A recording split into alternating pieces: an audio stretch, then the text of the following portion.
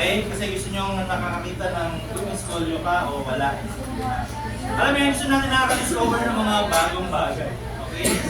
So, ayun na. Okay? So, kung sa right mo makita yung rib hub, dextroscoliosis. Okay? Okay. Paano kung ganito? Anong ganito? Tingin. Ito yung C-curve lang to. C-curve ba?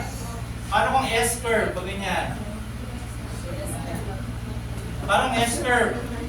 Ito ay thoracic. Ito ay lumbar, no? So ano yung sure ni lumbar? Naka-dextro. Okay, kaya ang tawag dito ay dextro-lumbar. Ito naman, libo-thoracic. Okay, libo-thoracic. Okay, pag diniagnose yan, scoliosis, libo-thoracic, dextro-lumbar. Tapos nakalagay din, usually pag i-diagnose ang doctor yan, nakalagay yung apex. Okay?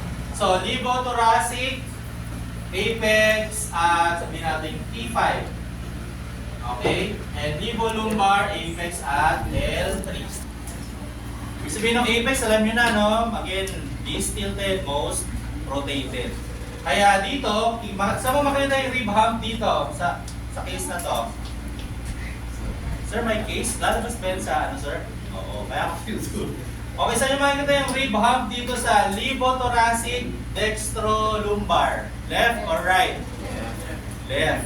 Okay? Kung nasan ang convexity, nandun ang hump. Okay, rib hump. Okay? Question, ano makita mo sa harap?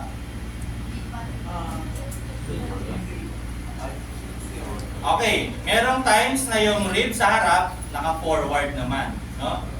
Walang backward bending test, ha? Forward bending lang, no?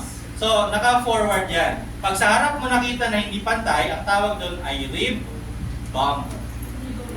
Okay? Sa likod, hump. Sa harap, bump. Okay?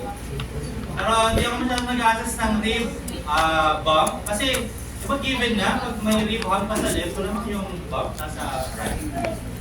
Diba? Kasi ito nga yung ribs, so, ano, diba? Nasa harap tong right mo, ito nasa likod yung left.